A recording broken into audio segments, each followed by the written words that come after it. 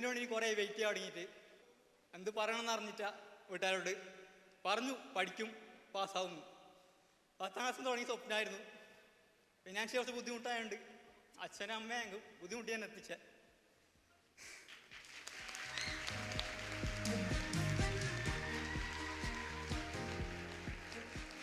ഞാൻ ഇന്ന് വരുന്നില്ല വിചാരിച്ച ആളാ.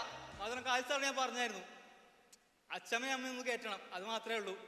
അല്ലാതെ ഈ ട്രോഫി വാങ്ങുന്നത് എനിക്ക് വലിയ താല്പര്യമുള്ള പരിപാടിയല്ല. എന്നുവെച്ചാൽ 10ാം ക്ലാസ് കുറെ വാങ്ങിയതാ, അതുകൊണ്ട് വലിയൊരു ഉപകാരം തോന്നിയിട്ടില്ല.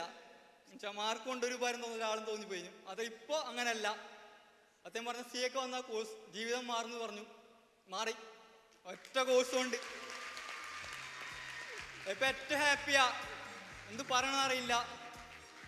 ഞാനിപ്പോൾ വർക്ക് ചെയ്യുന്നുണ്ട്. കുറച്ച് ബുദ്ധിമുട്ടാണെങ്കിൽ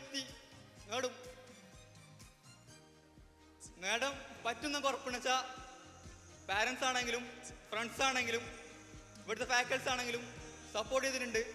നിന്നെ കൊണ്ട് പറ്റും പറഞ്ഞിട്ടുണ്ട്. എന്നുവെച്ചാൽ എൻ്റെ കഷ്ടപ്പാട് അവർ കണ്ടിട്ടുണ്ട്. ഇവിടെ വന്ന സമയത്താണ് കാലിദ് സാറും പറഞ്ഞിട്ടുണ്ട് നിന്നെ കൊണ്ട് പറ്റും. എന്നുവെച്ചാൽ വന്ന അഡ്മിഷൻ എടുത്ത ഡേറ്റ് തന്നെ സാറ് പറഞ്ഞു പറ്റൂടാ, എന്തായാലും പറ്റും എന്ന് പറഞ്ഞു. ഫസ്റ്റ് അറ്റംപ്റ്റിന് കിട്ടും പ്രതീക്ഷയില്ല. പാസോളിയും ഫ്രണ്ട്സും പാരൻസിന് സപ്പോർട്ടും ഉണ്ട്. ഫസ്റ്റ് അറ്റംപ്റ്റിന് ക്ലിയർ ചെയ്യാൻ പറ്റി.